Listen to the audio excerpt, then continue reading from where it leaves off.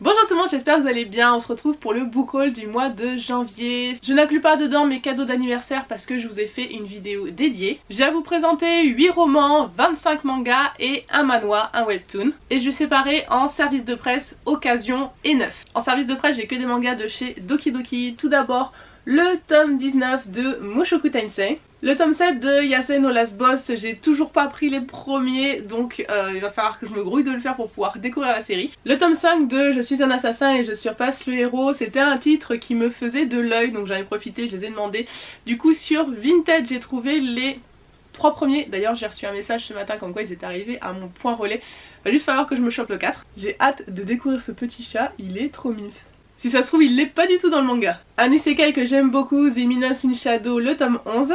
Le gros chat et la sorcière grincheuse, le tome 3. J'ai lu les 3 premiers tomes parce que j'avais déjà le tome 1. Là vous allez voir après que j'ai chopé le tome 2. C'est juste trop mignon, j'avais beaucoup d'appréhension sur sa saga, je ne sais pas pourquoi. Mais en fait c'est adorable, j'ai trop hâte de voir la suite. Genre comment ne pas craquer sur ça, c'est trop mignon. On passe avec mes achats neufs, c'est là où il y a le plus de romans parce que c'est toujours le plus compliqué à trouver. Et il y en avait un que j'ai acheté direct à sa sortie en librairie, j'ai couru le jour même. C'est le tome 2 de The Sons of Sorrow de Lisa Bartholet chez Elixiria. C'est une dark romance, alors attention, mon public averti, il y a pas mal de trigger warning, on est dans un gang de bikers et c'est surtout qu'on est dans un harem inversé. Donc si cette trope ne vous intéresse pas du tout, fuyez. On a beau être dans une dark romance et dans un harem inversé, je trouve qu'il y a énormément de bienveillance dans la relation en fait avec les 3 protagonistes principaux. On va surtout les suivre à 3 et après vous allez voir que ça va se greffer, je veux pas vous spoiler mais disons que les 3 de base ont une relation de bienveillance.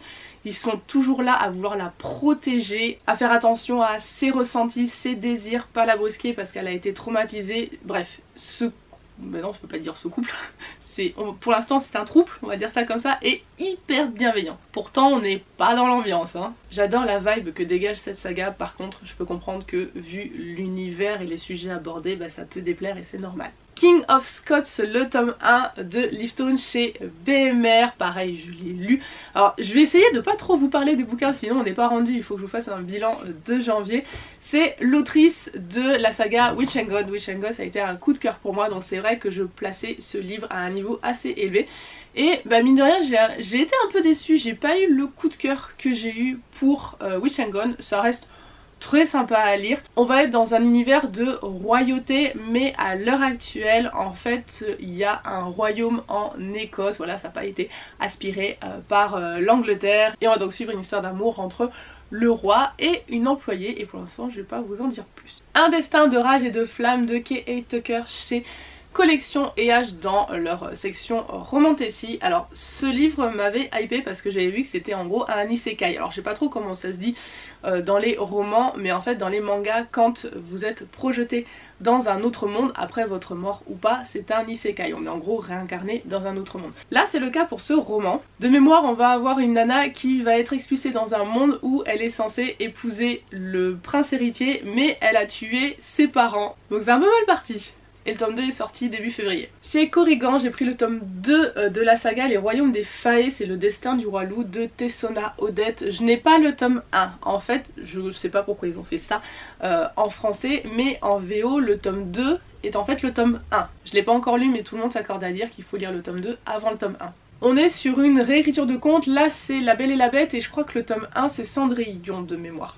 La maison aux ailes déployées, c'est le tome 1 de la saga Le Royaume des Corbeaux d'Olivia Weidenstein chez Corrigan. Je ne sais pas de quoi ça parle parce que je me suis fait complètement influencer en voyant les retours sur les réseaux sociaux.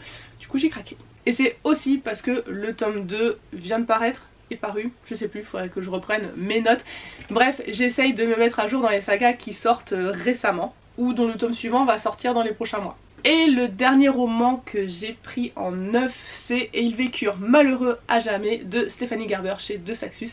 Le tome 1 c'était Il était une fois un cœur brisé, on est dans la saga Caraval, c'est plutôt un spin-off de la saga Caraval. Moi je n'ai pas lu Caraval mais j'ai lu le tome 1 et j'ai compris, en fait vous pouvez très bien lire sa saga sans avoir lu Caraval. C'est juste que je pense qu'il y aura des petits clins d'œil, si vous avez lu la saga avant ça pourrait être plus sympa. mais clairement c'est pas nécessaire. J'avais été plutôt mitigée sur le premier tome, l'héroïne est juste insupportable. Par contre gros coup de cœur pour Jax et a priori le tome 2 est beaucoup plus sympa.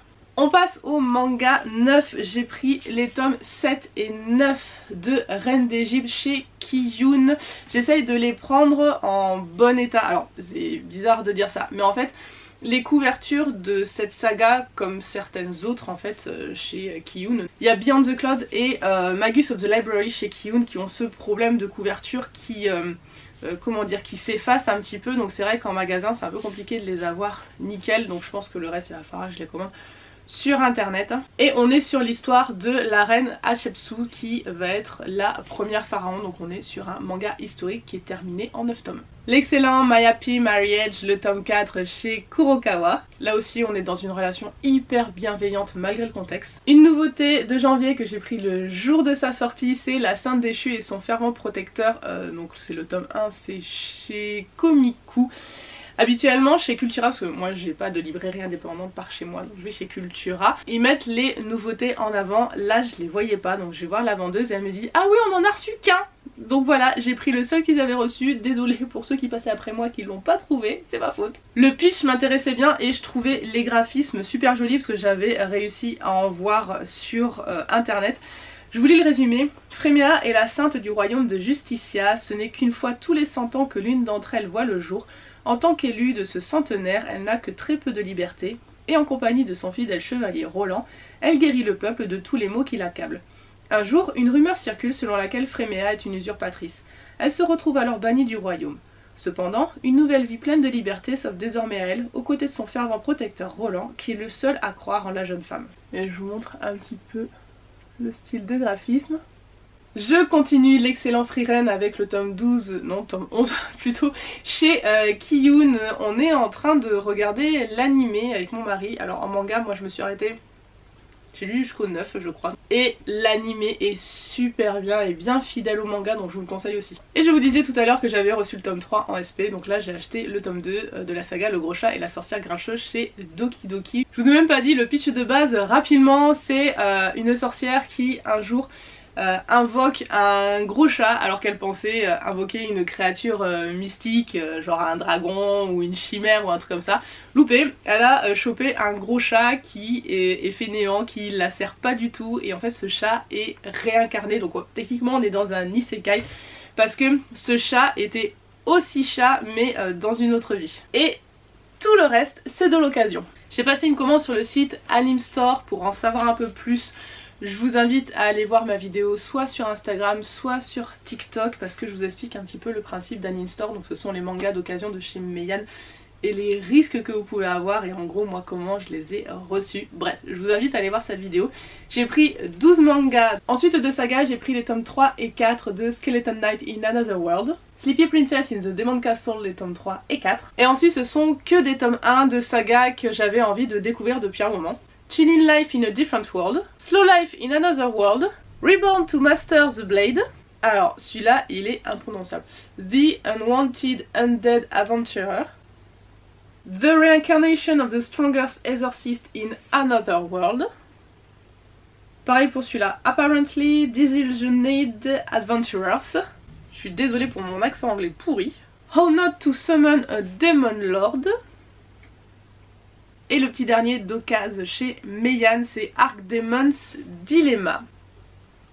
On finit avec les graphiques d'occasion et après il me restera 2 romans. Le tome 7 de Noble New World Adventure, c'est chez Komiku. J'avais déjà trouvé d'occasion les 4 premiers tomes chez Easy Cash et je l'ai payé 2 €. Toujours chez Easy Cash, j'ai trouvé le tome 1 de la saga Le Chat qui rendait l'homme heureux et inversement chez Soleil Manga. J'avais vraiment envie de découvrir cette série, sauf que ce sont des mangas grand format donc ils sont plus chers, donc je suis contente de l'avoir trouvé d'occasion et je l'ai trouvé à 3,99 €. Et le dernier c'est un manhwa, donc un webtoon, c'est Dimensional Mercenary, le tome 1 chez Kabooks et je l'ai trouvé à 3,99 €. Pour la petite histoire, il y avait 2 tomes 1 dans mon Easy Cash.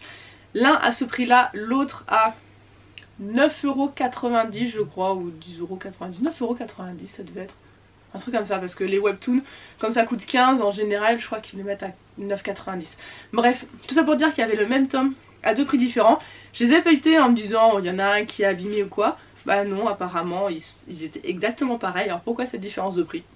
Les deux derniers romans, je les ai pris sur Vinted. Tout d'abord, ma lecture en cours, c'est Celle qui devint le soleil de Shirley Parker Chan chez Brajlon. J'ai pas lu beaucoup pour l'instant. On est dans la Chine du XIVe siècle sous domination mongole et on va sur une petite nana qui essaye de s'en sortir. C'est de la fantaisie asiatique, donc comme à chaque fois, en tout cas moi de ce que j'ai lu, c'est assez lent, assez contemplatif, donc il faut aimer le style. Moi j'aime bien. Et je l'avais payé frais Vinted et frais de port inclus 13 € au lieu de 19,90 €. Avec l'économie de fait, je peux m'acheter un manga. J'ai pris celui-ci parce que le tome 2 est sorti en janvier et comme je vous ai dit, j'essaye de me mettre à jour dans les sagas qui sortent en ce moment ou prochainement. J'ai dit j'essaye, j'ai pas dit que j'allais y arriver vu toutes les sorties qu'il y a. Hein. Surtout que je lis beaucoup de mangas. Je lirai que des romans, pourquoi pas, mais en fait vous avez vu tout ce que je lis quoi. Et donc l'autre saga dans laquelle j'ai envie de me mettre à jour, ou plutôt de commencer, parce que pareil le tome 2 vient de sortir, c'est Une magie teintée de poison, donc c'est le tome 1 de Julie E. Lin, j'espère qu'on le prononce comme ça, chez Stardust.